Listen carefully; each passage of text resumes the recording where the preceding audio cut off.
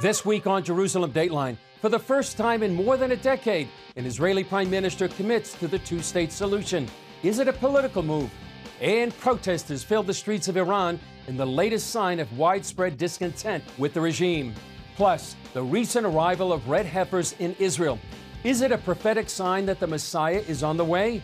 And more Jewish visits on the Temple Mount than any time since the Roman destruction of the biblical Jewish temple in 70 AD. All this and more this week on Jerusalem Dateline.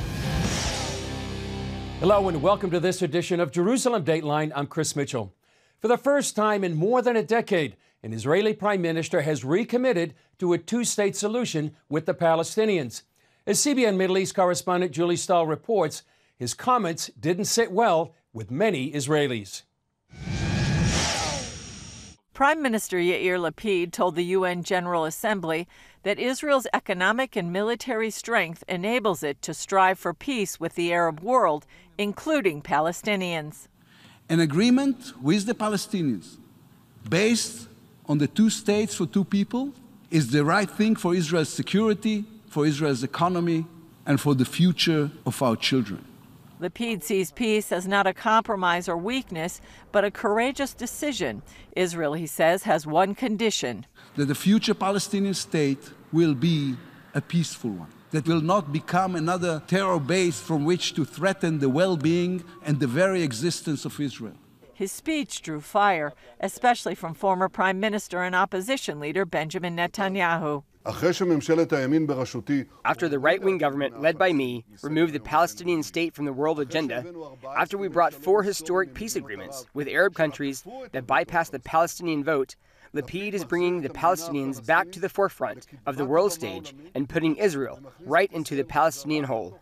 Even before the speech, Lapid's coalition predecessor, Naftali Bennett, blasted the rumored announcement, writing on Facebook that there is no place or logic to raise the idea of a Palestinian state.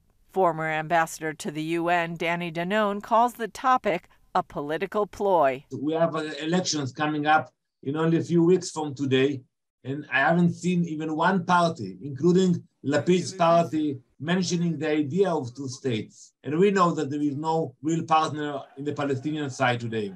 Even Lapid referred to the aftermath of Israel's 2005 unilateral withdrawal from the Gaza Strip. In less than a year, Hamas, a murderous terror organization, came to power.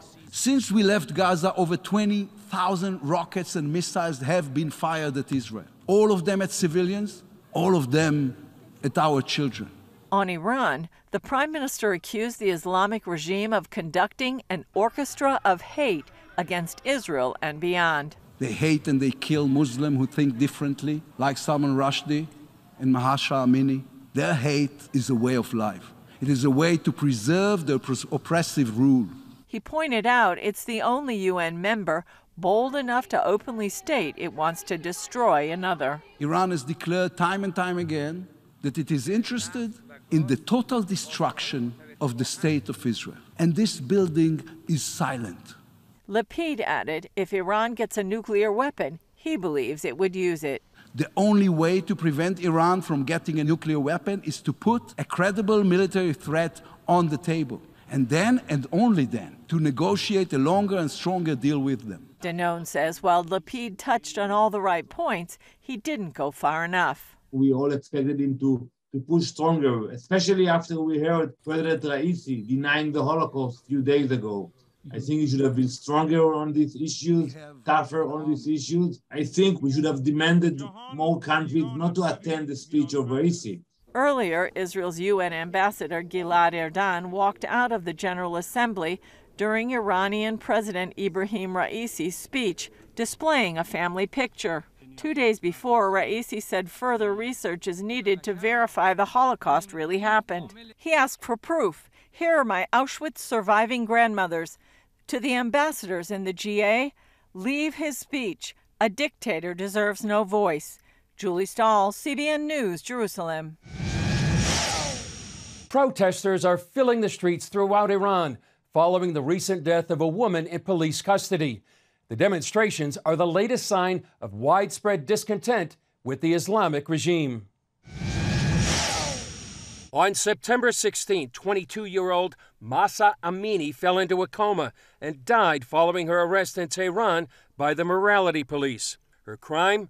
Not wearing a hijab, the Islamic head covering women are required to wear in public. Her death sparked protests in the capital of Tehran and many other cities, often with chants, "Death to the dictator." It is important that we understand the significant shift in Iranian people's protest against the regime since 2018, that people are asking for overthrow the regime to the entire system. Scenes include women burning their hijabs and protesters attacking the police. These demonstrations follow others in 2019, as well as from 2017 through 2020. Many wonder whether these protests could potentially lead to overthrowing the regime. Myra Yazdari was born in Iran and escaped in 2012, and now serves as producer of CBN News Farsi. It has the potential, but as we all know, the regime is brutal and people are left alone by the international community. They need support. Yet instead of criticism, the UN General Assembly provided a platform this week to Iranian President Ibrahim Raisi, also known as the Butcher of Tehran, who is really known for the massacre in 1988, that he ordered the death of thousands of innocents. But now he is given a global stage. Now Europeans, the leaders of the free world, are shaking hands with the terrorists, and they leave Iranian innocent people by themselves alone instead of supporting them as they seek freedom. While negotiations over Iran's nuclear program are on pause, if an agreement is signed, Yazdari and others say it will fund Iran's Middle East agenda. They're going to fund their proxies, they're going to empower forces, IRGC, police, Basijis inside the country to kill their own people. As before, when protests have erupted, Iran is again shutting down the country's internet. Elon Musk has applied for a sanctions exemption so his SpaceX company can provide satellite internet service so Iranians can tell the world what is happening to their people. Well, Israel is long known for its military capability. Given the country's size and with enemies on all borders, Israel realizes the importance of innovation in defense and sharing knowledge with allies. CBN Middle East correspondent Julie Saul shows us how that's done. These helicopters are part of a multi-dimensional live fire exercise attended by 1,500 high-ranking officers, including U.S. Chairman of the Joint Chiefs of Staff, General Mark Milley. All of us are like-minded. We're all allies and partners of one kind or another, and we are all giving way together to try to figure out what the future operational environment is and to innovate and develop our forces, our organization, our doctrines, our structures, and our equipment in order to meet future challenges. Here at the Tselim training base, the Israel Defense Forces hosted some 20 countries for an innovation conference. Their aim? Using technology effectively in order to win the war and save lives. I think the big punchline of all that is multi-dimensional. How we act in a multi-dimensional battlefield and prepare our forces in the air, in the ground, and in the sea.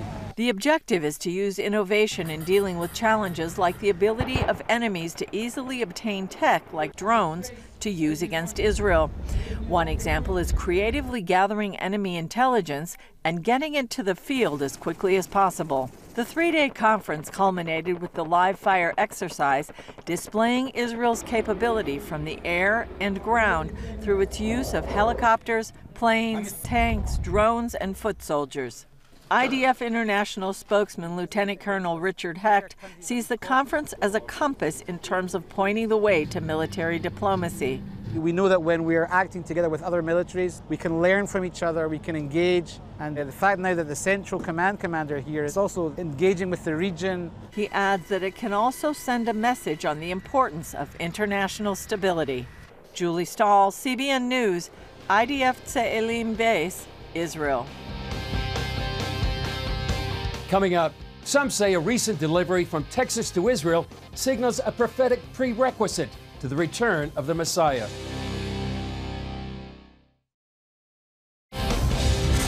The The Jewish sage Maimonides from the 12th century said throughout the first and second temples there were 9 red heifers. He said the 10th would signal the appearance of the Messiah. That's why many are excited about this arrival. These are the red heifers that landed at Israel's Ben Gurion Airport. Rabbis believe the ashes of a red heifer are necessary for purifying priests to serve in a future temple. The heifers were discovered and brought to Israel with the help of the Bonei Israel Building Israel organization and its team leader, Byron Stinson.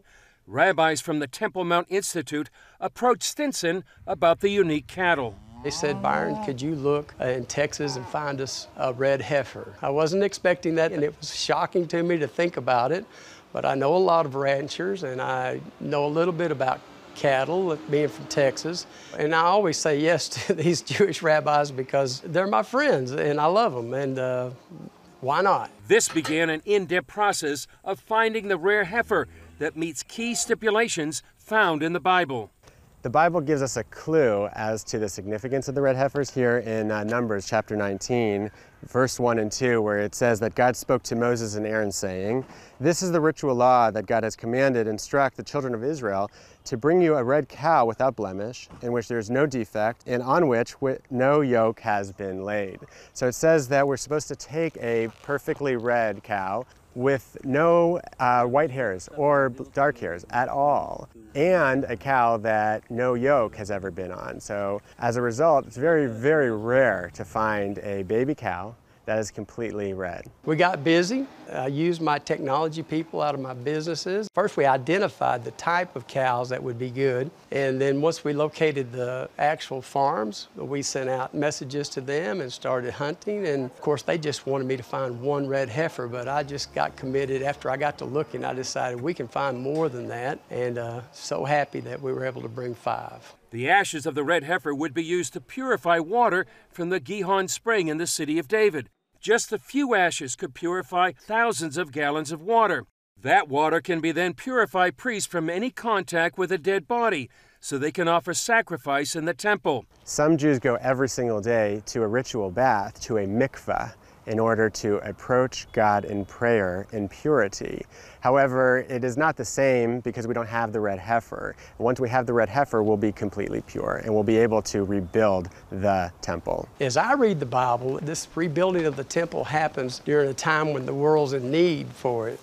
And I think we're at that time, just as a person that's watching events in the world, that we really need to come back to our roots and back to our God. I think we're very close to that time. I really do. The red heifer must also be 2 years old. These cattle are just around a year old and could qualify in just over a year. So if they're able to make it without growing the white hairs or black hairs, I think with 5 of them we have a really good chance of that. Then they will be the first one in 2,000 years. The Jewish sage Maimonides from the 12th century said throughout the first and second temples there were 9 red heifers. He said the 10th would signal the appearance of the Messiah. That's why many are excited about this arrival. Up next, more Jewish visits on the Temple Mount than any time since the Roman destruction of the biblical Jewish temple in 70 AD.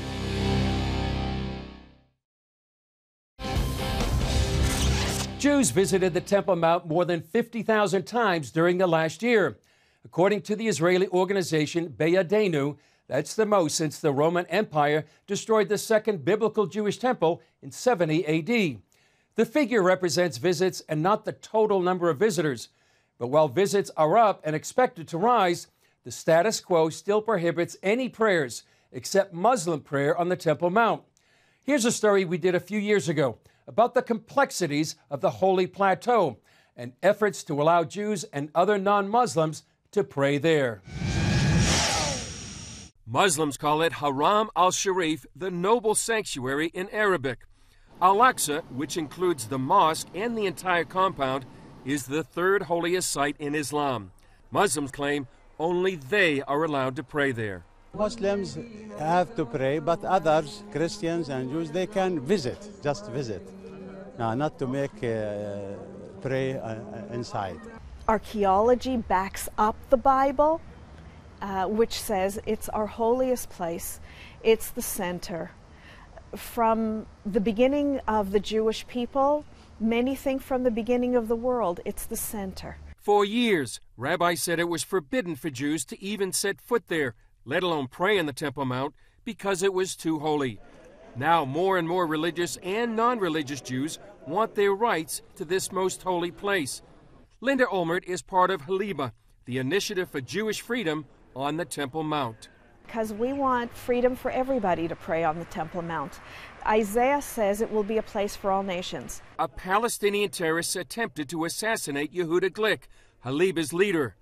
Glick survived, and Israeli security later shot and killed the gunman. This incident, along with constant rioting in the Palestinian sector, highlight the growing tensions over the Temple Mount. We as a government, we are against Jewish prayers on the Temple Mount, simply because of reasons that have to do with our commitment to the status quo that was agreed upon back in 1967. Since the 1967 Six-Day War, Jordan has kept religious control over the Temple Mount. Israel maintains security, and only Muslims can pray there. Yossi Kuperwasser is Director General of the Strategic Affairs Ministry. We believe that by committing ourselves to this status quo, we help keep the peace and security in Jerusalem. But Olmert says it's all about civil rights. The only place I know, certainly in Israel, where there is a real violation of civil rights as we have come to expect them in the Western world, in free democratic countries, is against Jews on the Temple Mount. And she says there's plenty of room for everyone. And I believe that when the Messiah comes, he'll solve all the problems. Should there be, until then, I believe that there's a place for all nations on the Temple Mount. Still ahead, the Bible points the way to the biblical fall feast with the blast of the shofar. Thank you for watching Jerusalem Dateline. We're committed to providing you with unbiased reporting from the Holy Land. Through weekly broadcasts, podcasts, and online media, our vision is to reach millions around the globe with the true story of what's happening in Israel and the Middle East, all from a biblical and prophetic perspective. This is a big vision and is only made possible by the generous support of people like you. Call us toll-free at 1-800-700-7000 or go to cbn.com/Jerusalem Dateline and make a donation that will help spread the light of truth about Israel throughout the world. We're entering a special season of biblical holidays. These Jewish holy days begin with Rosh Hashanah, the traditional New Year, and include Yom Kippur, the Day of Atonement. But there's more to this season, and the Bible points the way.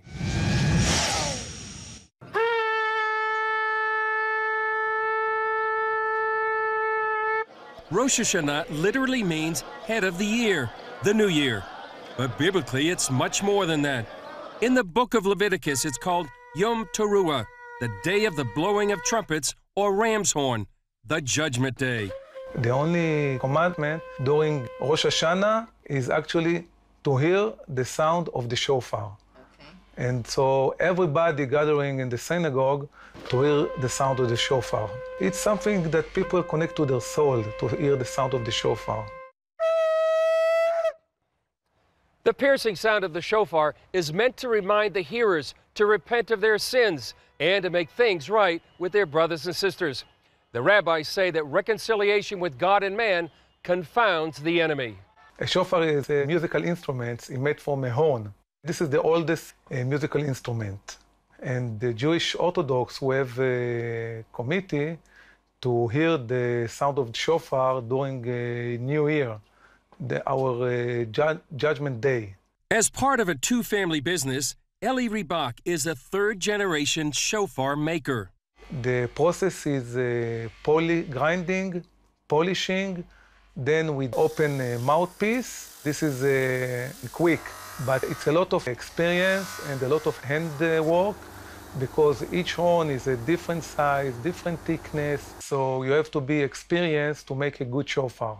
The ram's horn is used as the traditional shofar because when Abraham showed his willingness to sacrifice his son Isaac, God provided a ram to be used in his place. Actually, all type of horns are kosher except of a cow.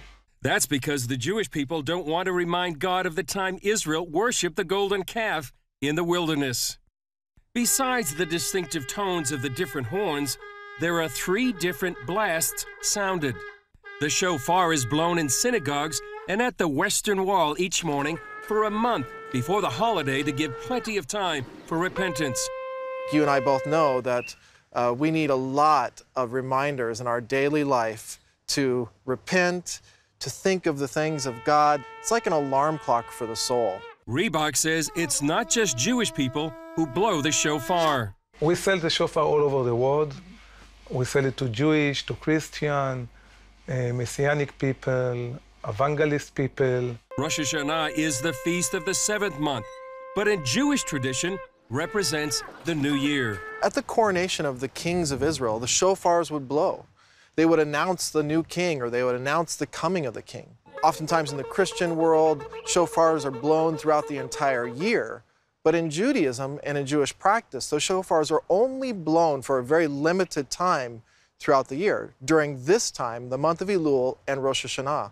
Boaz Michael, founder of First Fruits of Zion, says that's a foreshadow for those who believe in Yeshua, Jesus.